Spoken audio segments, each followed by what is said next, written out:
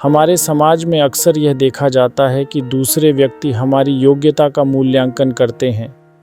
जो कुछ हम कर चुके हैं उसके आधार पर यह मूल्यांकन निश्चित रूप से महत्वपूर्ण है, लेकिन इसके परिणाम स्वरूप कई बार हम सीमित रूप से देखे जाते हैं। उदाहरण के लिए, जब हम अपने पिछले कार्यों को देखते हैं तो ये कार्य हमारी क्षमताओं का केवल एक हिस्सा दर्शाते हैं। जो हमने किया वह सिर्फ हमारा अतीत है, जबकि हमारी अपार संभावनाएं भविष्य में छिपी होती हैं। इसके विपरीत हम अपनी योग्यता का मूल्यांकन करते हैं कि हम क्या कर सकते हैं। हम खुद को अपनी आकांक्षाओं, सपनों और संभावनाओं के आधार पर आंकते हैं। हम सोचते हैं कि अगर हमें अवसर मिले तो हम क्या कुछ हासिल कर सकते हैं।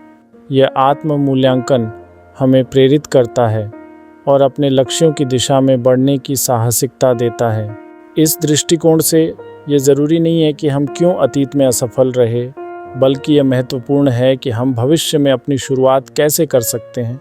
इसलिए जब हम दूसरों के साथ तुलना करते हैं तो हमें यह याद रखना चाहिए कि हर व्यक्ति की यात्रा अलग होती है।